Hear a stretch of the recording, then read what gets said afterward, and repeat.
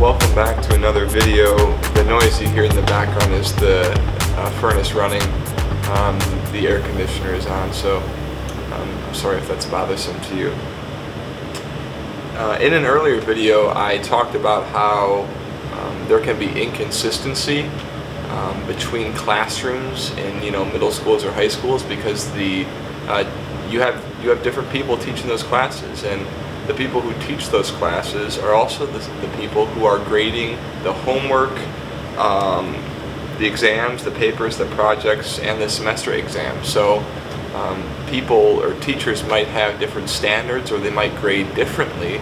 That could cause some disparities in student grades, right?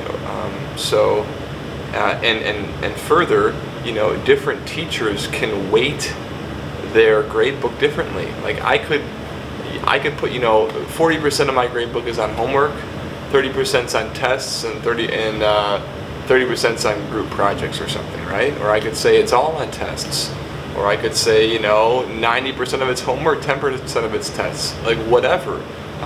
Teachers have a lot of flexibility in determining how they weight different types of assignments and tests and projects and quizzes and all that stuff.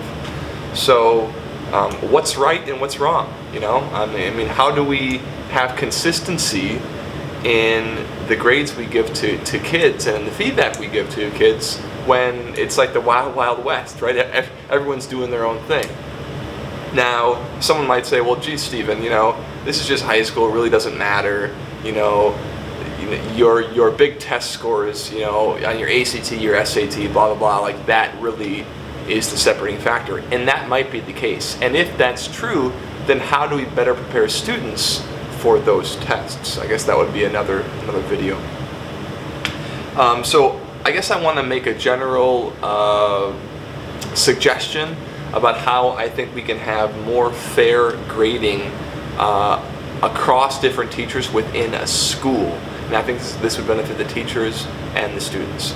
So at the beginning of the semester, it was not uncommon to hear students say stuff like, oh, you don't want that teacher, he's really hard, or she's easy, or he's a pushover, or, because each teacher has their own reputation, right?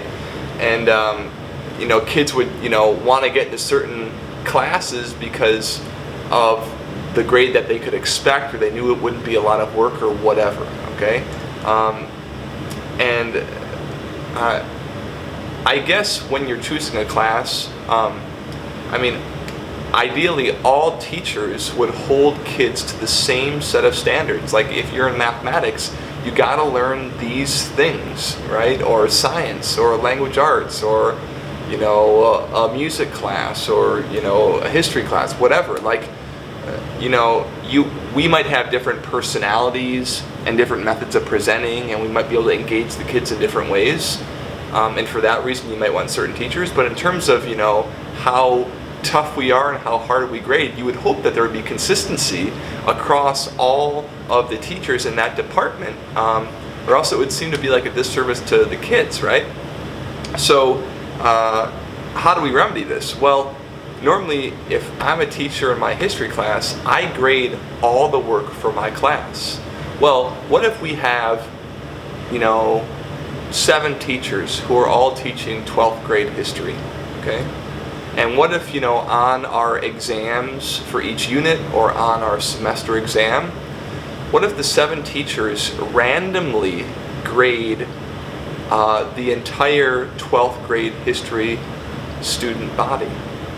So if we have 700 kids and we're 7 teachers, I randomly grade 100 tests. And then Joe, the other teacher, he grades another 100. And we pick them at random. So maybe they're all submitted into like some online platform where it's all typed so I can't tell handwriting and stuff. And I look at it, I give some comments, and then I put a grade on it, right? I mean, that would really level the playing field. That would force the teachers to have the same set of standards, to know what an A paper is, a B, a C, a D, and an F. And then the students would all feel like they were treated in the same way, right? So I don't think that's being done anywhere. Please correct me if I'm wrong in the comments. But that would really force the teachers to get on the same page, and that would, hopefully unify them around what exactly are we looking for. Because even within a department, and within, if there's 7 teachers teaching the same class, they might be emphasizing different things. And then, how do you have a comparable outcome? Now, maybe the goal is not a comparable outcome, but if it is, then it's kind of up for grabs. It's very difficult to have that when each teacher emphasizes certain things and they look for certain things that another teacher doesn't. Ideally, the learning objectives for 12th grade history should be the same, right? So whatever the project is or the test is, we're testing the same thing. So we as teachers need to get on board with how we are assessing that. We need to assess in the same way. And a great way to do that is to randomly grade students across all the sections, so that my kids are graded by other teachers and I'm grading other kids, including my own. I don't know whose I'm grading, so I have to be consistent. I have to be fair.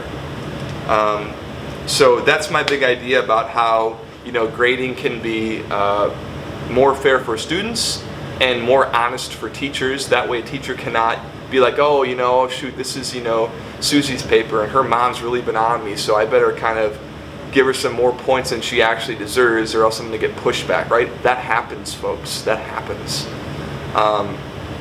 If a student's a real thorn in your side, or someone's really been working hard, you might be more sympathetic, or you might, give them more points than they deserve. Or if some kid's kind of an a-hole, you might be like, well, you know what? You didn't study, you were a jerk all year, you took my class for granted, I'm gonna mark you down. It happens. It's real, okay? No teacher likes grading. I heard many teachers say it's the worst part of the job. Being a teacher is fun, but the grading is just like, oh my gosh. But this might make it a little more objective. So that's my big idea for how we can be more authentic in our grading and serve the students better. And I guess I want to end this video with a story. So I used to teach a class of juniors, and for the sake of the example, let's just say I taught English. And I had a kid in the class, and I'm just going to make up a name. Let's say his name was, Tom.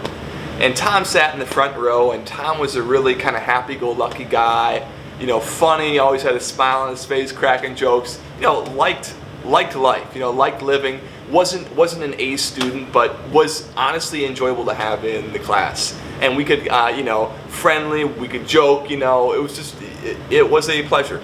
So Tom was talking about the president of the school once in class, and he goes, yeah, Mr. C, well, even when, let's say the president's name was, President Bob. He goes, yeah, Mr. C, even when President Bob burns you, it kind of still feels good. Okay? His words. Okay? It still feels good when the president burns you, or serves you up, or corrects you, right? Why? Right? Because the feedback that Tom gets from President Bob is authentic, it's honest, it's real, and Tom knows that Father Bob's just trying to help him, and he's not BSing him at all. All right? So it's like if you're a tennis player, and as you're playing tennis, Roger Federer walks by, or Pete Sampras, or Serena or Venus Williams, and they make a comment on your play. Even if it's a diss on your play, you're going to listen to them because they're phenomenal tennis players and they know the game and they know the strategy and they know it really well. So even like any sort of attention from someone of that level, it's like, ooh, thank you so much. Even if it's criticism, because it's meant to help you grow. So when we do this method of grading, where I'm grading random kids that I don't even know who they are, and the kid doesn't even know who's grading their paper, it's just random, I might give more authentic feedback to the student that their normal teacher wouldn't give them because they don't want to deal with it or put up with it, or it's too much work, right? So again, a service both to the kids and to the parents. That's all I want to say about that. Thanks for watching. We'll see you in the next video.